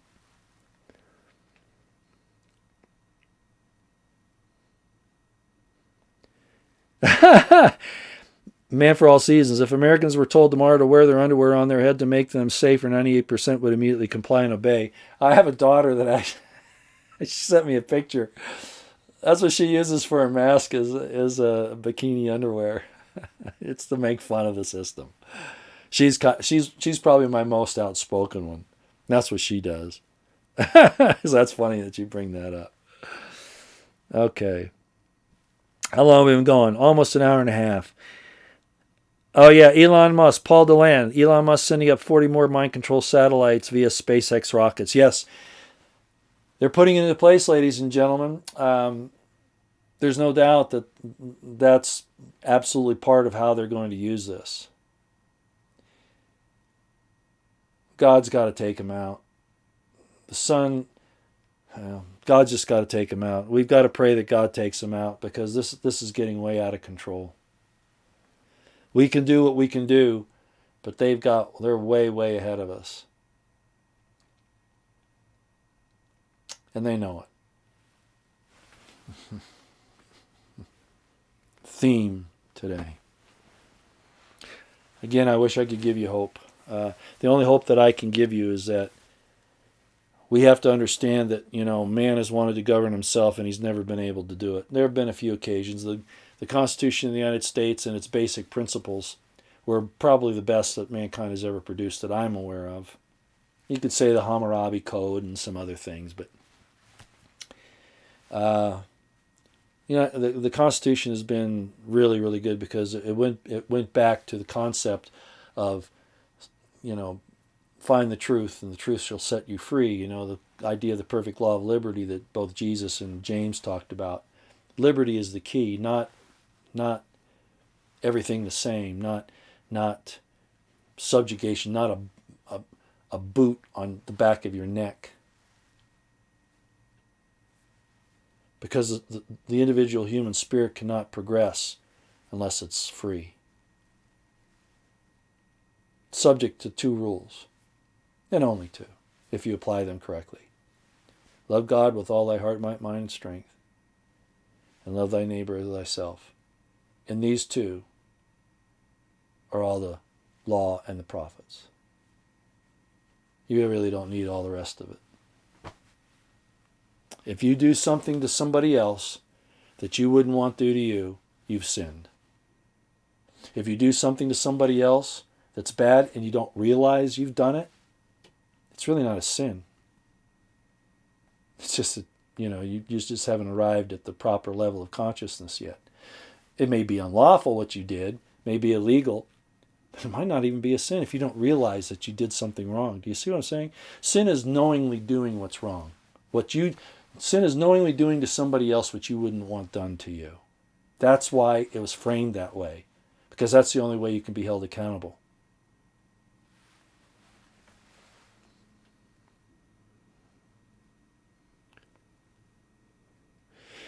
I missed who that was. Somebody saying, how do you reach me that you're in SFC? I used to be real open with people, and I've gotten more cautious now, and I'm so sorry. It's not fear. It's just been a bad situation. A lot of the folks that I've let in off of social media, both on YouTube and on Twitter, it's not turned out well, and I've talked about that before. I've thought about possibly, like Black Conservative Patriot, he travels around and he tells people that he's going to be somewhere a certain time, and people can come and meet him in a social, some kind of little gathering, dinner, party, whatever. I would do that. I don't consider myself popular enough or known well enough to do that, but that would be the better way to do it. Otherwise, man, I've had some weird stuff happen, and I just don't feel like dealing with it.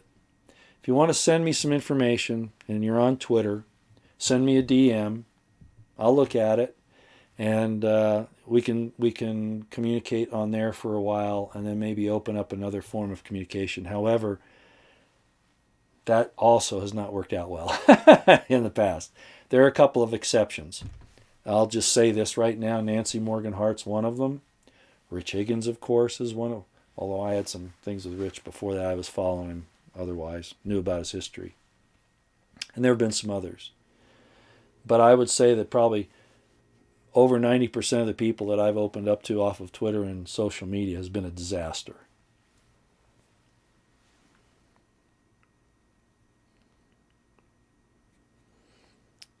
I'd agree with that, Rob, enough. Baphomet, Molech, the towers, their whole complete symbolism of structure must be burnt down. And it's because of the Baphomet thing that I'm very cautious about anybody, putting down the relationship between men and women, and that's something that's eternal that you want there. It's supposed to continue. I won't go there today. I've talked about it before. Mike Guyver and I have gone back and forth on that. He's a follower on here. I've talked about that before. That's part of God's creation, again, the variety. It's those who defy God that are going to find themselves identity less and sex less. And Baphomet is a good example. There you are. It's Satan's misunderstanding of creation, deliberately twisting it. And you see it today. Look at the transgenders. Look at the drag queen story times and all these things that are going on. The multiple genders. That you can't call men and women, all that. That's Baphomet worship. So if you say that Jesus said that there will be no male or female, you misunderstood what happened there. You don't get it. You're worshiping Baphomet. And I won't go into it any further than that. Well, Baphomet's not only half animal and human, it's also supposed to be androgynous, both male and female, basically. Okay, and what are they doing now? We have chimeras with animals now. They're putting human DNA in with animals and coming up, and you've seen this for years now. Alex Jones talks about it all the time, and we've seen it in mainstream news now. Yeah, that's Baphomet worship. Exactly.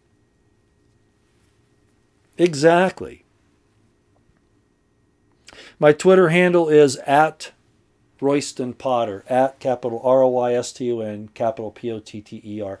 On my channel here on YouTube, you'll find my Twitter link somewhere along the head up there, or maybe it's in about. If you go, anyway, it's somewhere it's either on the front part of my channel here, or you can go to about and it's there. Okay, there are some. I think I haven't cleaned up some of the other contact points there, which probably I'm not using anymore, but the Twitter one is still good.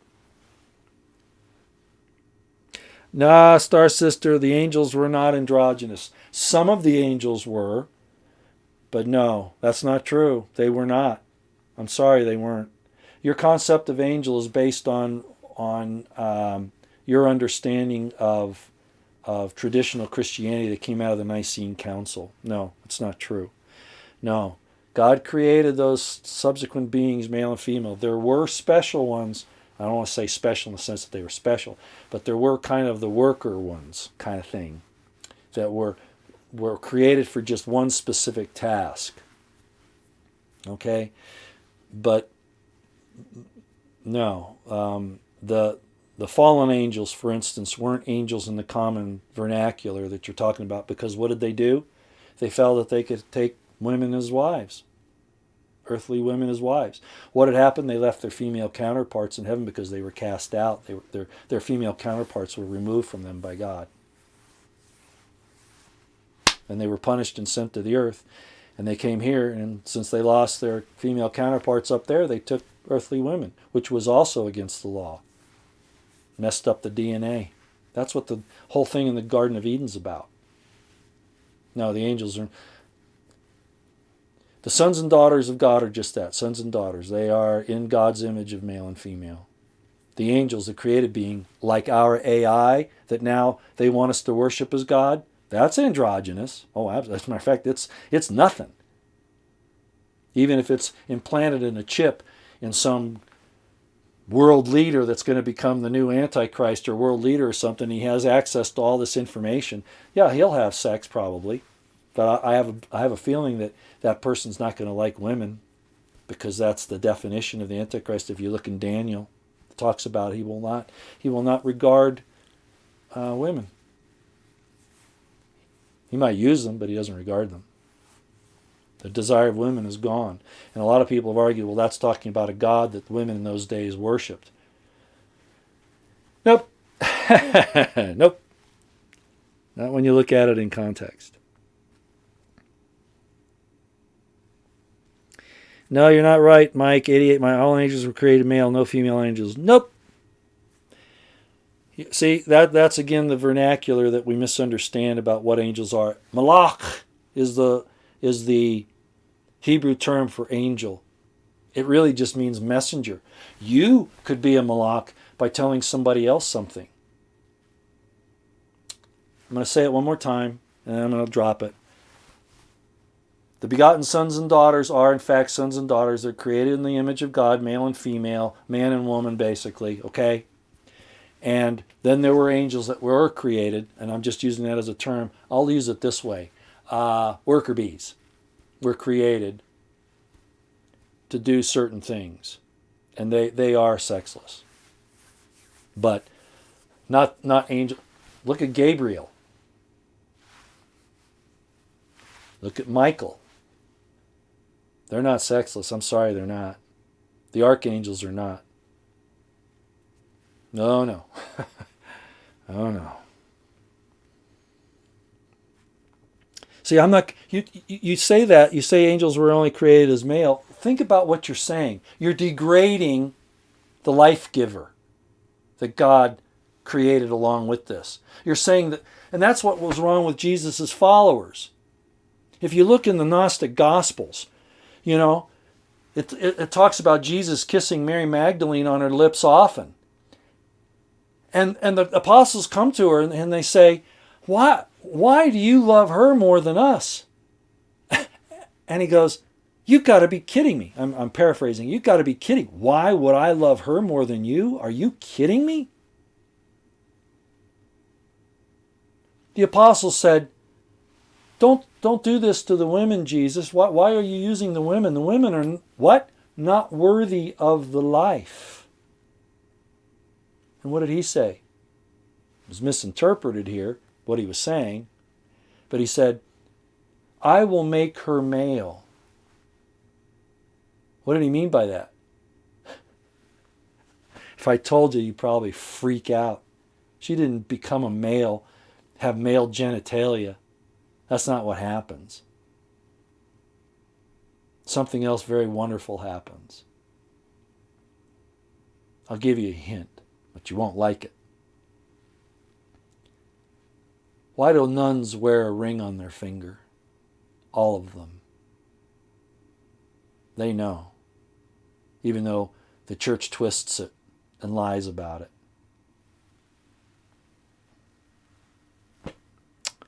Coming up on 2 hours. Fine, Marsha. That's okay with me. I'm not a traditional Christian. Thanks for coming. I appreciate being here. If you don't want to hear it, you can go away. That's fine.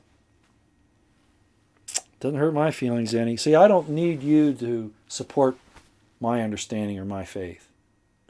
If you need to have my support in order for you to feel comfortable with your faith, you've got the problem, not me.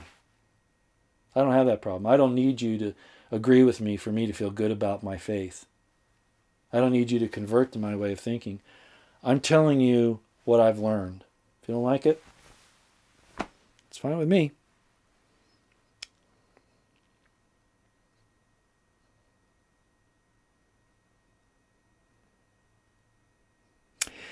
Valiant One, it looks cold to me.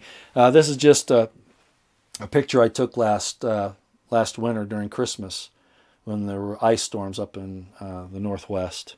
And I thought it was apropos for what we're talking about, the desolation, the barrenness of our government, the fact that it's fruitless, that it wants us to be fruitless, that it's tyrannical. And this is what it wants for us, so that's why I put it up there. Yeah, I think we're occupied, Darby Dupree. Yeah, absolutely, I think we are. And they're letting in our enemies to attack us. Again, they're going to start attacking infrastructure. We're going to start seeing Chinese forward operatives and special operations forces. But they're going to break down our society. Remember I told you about the bar fight, police officers. You want to get into the bar fight, but if you're smart, you get to the bar fight and you stay outside and you wait a few minutes until the people inside have beaten themselves up so much that they can't offer much resistance. Then the cops go in. That's the way you handle it. Okay? Can't you see that's exactly what's happening to us now? Look what de Blasio's doing in New York.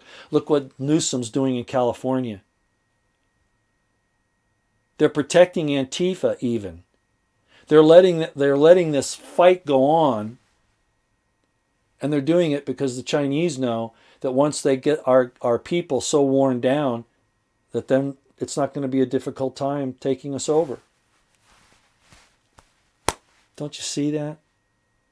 Look at what they did in Ukraine. This is why I told this guy to watch Ukraine burning last night, who said I should apply Occam's razor to a takedown of a country. Look what Soros and those guys did to Ukraine. Look what what was her name? Nussbaum? Nuland. Gloria Nuland admitted to doing in Ukraine. You're seeing it in the United States right now.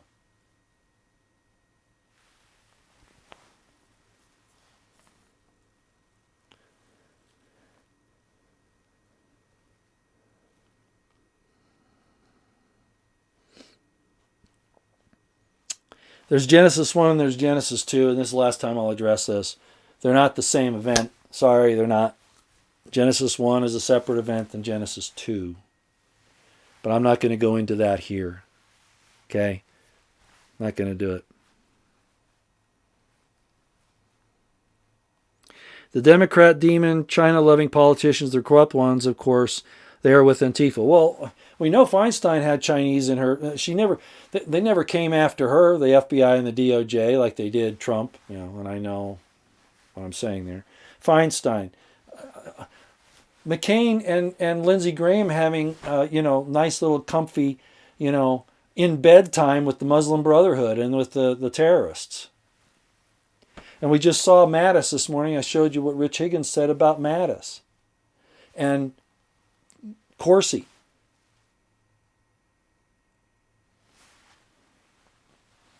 They're using it to take us down. They definitely are. Okay, an hour and 45 minutes. I'm going to go 15 minutes more. Okay, and because I know this is dragging on now. Red flag block grants are the prelude to disarming us, already disarming veterans via red flag. Exactly right, fomenting discord. That's why I say when Trump gets up there, the Second Amendment, He's just saying the words. He's not actually serious about protecting anybody's Second Amendment rights. Not in the least. It's a catchphrase that he can keep his base believing that he's on their side, and he's not. I've already done a video that explains Genesis 1 and 2. Go to my scripture studies, religious studies, whatever that is, and I talk about that, and I give that some of that information in there. I might do another one down the line. I probably should do more spiritual things because we really need that at this point. We need to know who we are and what our destiny is, and we're not doing it by holding on to traditional Nicene Creed, Greek thought, religious ideas that Protestantism ended up, even though it says it left the Catholic Church, it brought a lot of its traditions along with it. And I'm not bashing the Catholics. This is a problem that goes way back. Read my book, The Crimson Thread. If you can get it, it's out of print now, but that explains a lot of it. Robert Smith, have I had a lot of problems in our area? I saw some demonstrations in Murray, Utah yesterday. There were demonstrations downtown in Salt Lake. I think it was Saturday. I'm not sure. They overturned a police car. They did some other things, broke some windows. In Wyoming, in Evanston, no. No. I don't. There might be something going on in Cheyenne, but not in Evanston, not in Wyoming generally. Utah, yeah, there have been some things in Salt Lake, probably in St. George, I would bet. I don't know that for certain. Even though they went along with the coronavirus thing, and they still are to an extent, they had some Antifa attack some people up at the University of Utah about 2 years ago, I think, if I remember right, and it was pretty serious. So they're active here, but and unfortunately, by and large, most of the people in Utah, the Mormons, are very laissez-faire. They don't take their security seriously. They believe that their church is going to protect them and that God is going to tell their prophet if something bad's going to happen. No. No. Oh, I could tell you stories. I could tell you stories about lots of things, but I'm not going to do it today.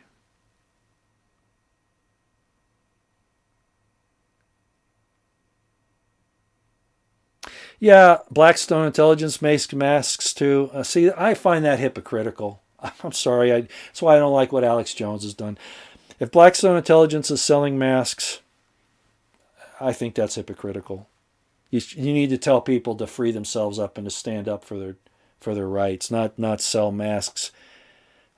That's me, okay?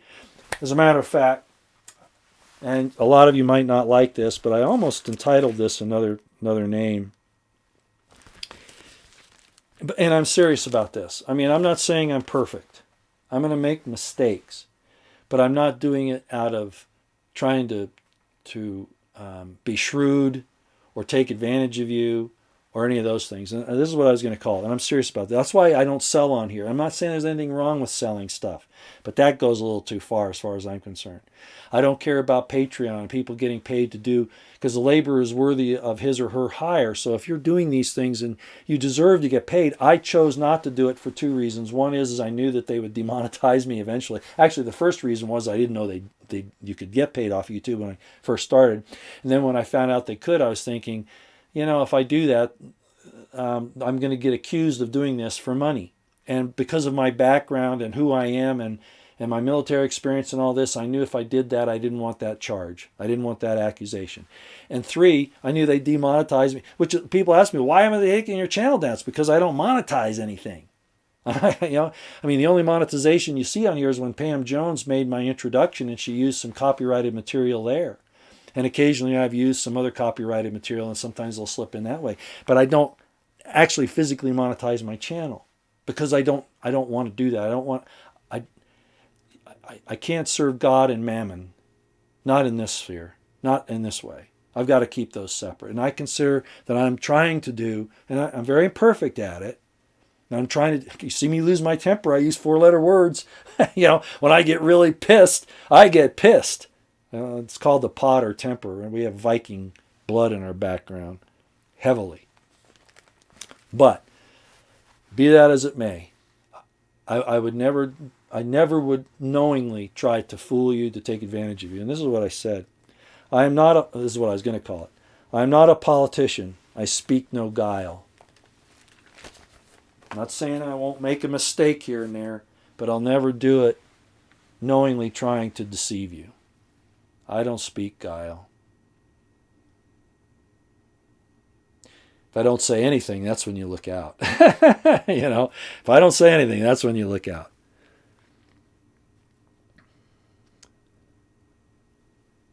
Paul DeLand, I don't think Alex Jones has been screaming for a civil war. I think he's been warning about it and that you need to be able to protect yourselves. And we're seeing it now. Is that what you're saying? Maybe that's what you mean. Oh, I see. Okay, that's what you're saying. He acts surprised that it's here. Well, no, I give Alex a lot of credence. You know, a lot of the things he does, I think it's because he's been at this so long. He has stared into the abyss for a long time. And I know his problem with Bill Cooper and people think, I know all that. But I think Alex Jones, by and large, has done a great service. And certainly people like David Knight that he's brought on. Wonderful man. David Knight's the best he's got. I mean, Greg Reese is good now, too. And he's had a lot of them over the years. He's hard to work for, which is why I think a lot of people leave. And they're under a lot of stress there. But I think his point is that he knows it's coming, but now that it's here, he can't believe it. You know, and I understand that. I mean, you know, you can see a bad thing coming and you warn about it, but then when it happens, you go, oh man, I can't believe this is here. It's not really surprise, it's dismay that it really is happening. So give him a little slack there, okay? Just a little bit. Yeah, the whole food deal, the European Union Green Deal, and controlling the food supply. Our food supply is in dire danger right now. Our supply lines are all in, and this is all Trump's fault. I know the governors did it, but it's because his task force guidelines that he put out, then the governors just ran with it. It was like this red flag laws, like I told you. He said red flag laws, and these leftist governors seized onto that, like Governor Northam of Virginia, and ran with it, and Trump did nothing. He didn't say, DOJ, go after him for violating the civil rights, the constitutional rights of the people, which he could have done. That's another way you can go after the governors. And if it was done in a conspiratorial way, you can actually get him for criminal conduct. That's what I'm saying. That's the way to go after the governors right now, which I talked about at the beginning of this whole thing. Go after the governors for criminal conduct, conspiracy, aiding and abetting terrorists, whatever, RICO, I don't know, whatever. It's out there. If the DOJ wanted to do it, and righteously so, they could. But no, they're more concerned about ranchers. Like I've said before, they're more concerned about controlling you than stopping these elite criminals. Because they are elite criminals. They're there to protect them. The intel community is our most dangerous domestic enemy. And it proves to be true time and time again. Learn to bake bread. I'm not sure how you mean that, but I wouldn't disagree with you in the literal sense.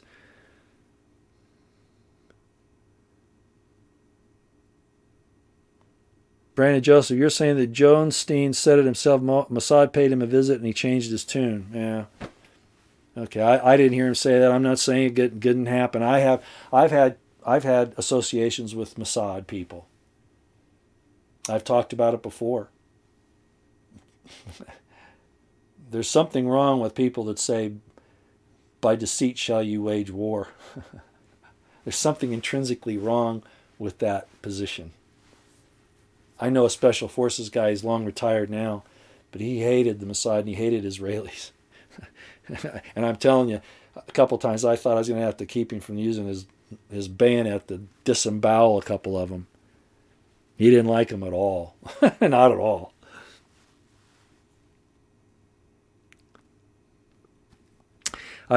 Standing Mannequin says, I'd love to see people actually go down on charges of conspiracy. What are the odds of that? Well, it's been 3.5 years and nothing.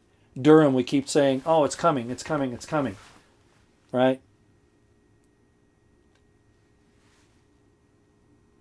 It's like I've said, all of this has been a delaying tactic until they could get their grid into place. So their surveillance, the military on the streets, Esper, as I said a few minutes ago, decrying the use of the military against the American people. I think that's a show. I'm not saying he's wrong. What I'm saying is I think we're going to make him beg for it, just like I said Kissinger or Rockefeller, whichever one it was that said it. So I don't think they'll do anything to any of these people. A few of them might go down. Rod Rosenstein should have been hauled out of the Congress out of the Senate yesterday in handcuffs and indicted on the spot. Well, he couldn't have been indicted on the spot, but arrested. There was enough probable cause there. Actually, he should have been arrested a long time ago. And congressmen and senators can be arrested during session. For most crimes, they can't be. Okay? You have to wait till they're out of session. But for treason and sedition, and I think there's one other one which I can't remember what it is right now. Treason and sedition, you can arrest them during session. Mark Pantano, if you're listening, correct me. But I'm pretty sure that's what it says.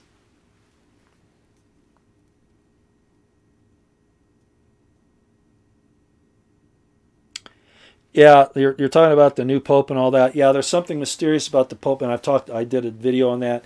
The Pope relinquishing the Vicar of Christ situation, all that's going on with the British Royal House right now, and also what's happened in the United States. Somebody has arrived on the scene. They just haven't shown themselves yet, which brings up this Hallett guy. I think that's his name.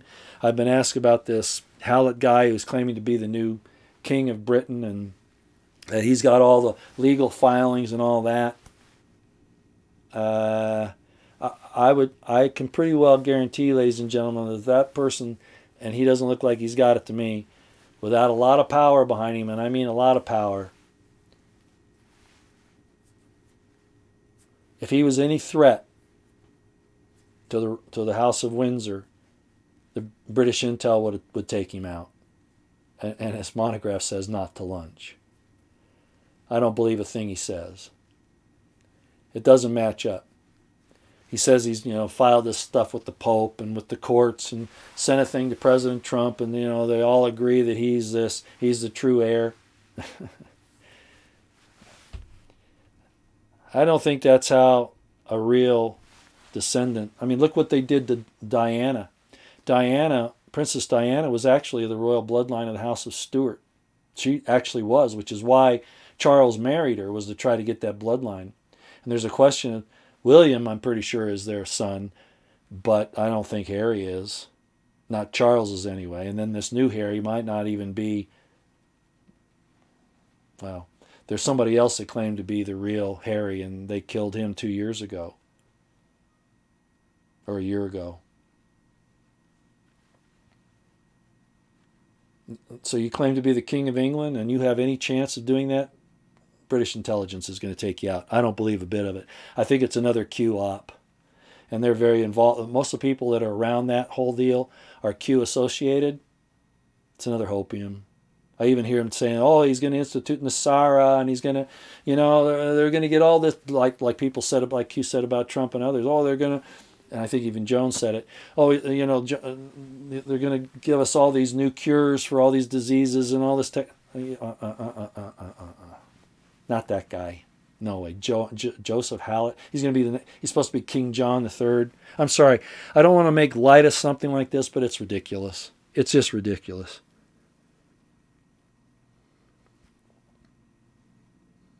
Edelson, you retracted a message? I'm sure you did it for a good reason. Okay, we've gone for 2 hours. I've tried to cover a little more of the chat today. I hope I fulfilled that to some extent. I've got lots of things to do today. I'm going outside. I'm going to spend the day outside today. There are some restrictions coming. This is my take on things right now, and I've talked to some people about this. And I'll close with this. I love to travel. I have family all over the United States. Used to have them across the world. They've all pretty much come back now, but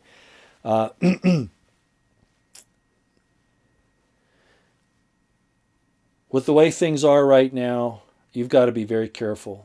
Things could change overnight. We see martial law in D.C., and it's basically elsewhere as well, but it's all to our detriment. It's not to protect us at this point. You are going to be subject to these rules and regulations and these unjust laws, not the criminals. It's always the way it is. Look at guns. They want to inhibit the good citizens from having guns, which doesn't stop the criminals from getting them at all. Well, this whole shutdown of the country, look at the coronavirus thing, how they've treated you. At this point in time, unless you absolutely have to leave your home, and when I say leave your home, I mean your city or your state, I'd be very careful about crossing state lines right now. You might find yourself in a bad situation and you can't get back, not without some difficulty. So be wary, be careful, and watch your step. All right. They want to get you when you're least expecting it. Remember the element of surprise. And one of the best ways to surprise you is to tell you one thing and then do something else. Isn't that what they've done? Right there. Ladies and gentlemen, thanks for coming. I hope I haven't taken too much of your time today. A lot of good people with a lot of good information out there. And I've supported a lot of different people over the years. I bring them up. As it sits right now, you need to listen to Monograph. A lot of people are going, ah! No, you do. Monograph, Rich Higgins, Nancy Morgan Hart of Headlines with a Voice. And if you're on Twitter, I would pay real close attention to Colonel Kurt Schlichter and Colonel Manus, although, like I said, they are still subject to the UCMJ, so they're very careful about how they proceed. Colonel Anthony Schaefer. Unfortunately, they took off Matt Bracken. He's no longer there. Craig Sawyer's still there, but he's primarily concerned with his, and rightly so, his Veterans for Child Rescue and trying to fight pedophilia and human trafficking. But as it sits right now, those are some of the good folks that I think that you should be listening to. And there are others, but those are the ones that come to mind right now. Okay? All right. Thanks for coming, everybody. I don't know when I'll be back up again. God bless you. God bless yours. We're going to need it. We're going to need it. Keep your eyes on the horizon, your ears to the ground, and your situational awareness on high. If you can carry, do it. If you can't, for any reason, keep your awareness up that you know your avenues of escape. Never go anywhere where you don't know how you're going to get out if you need to. Vets, those of you who support the people in the exercise of their constitutional rights, be ready. And until next time, see you later.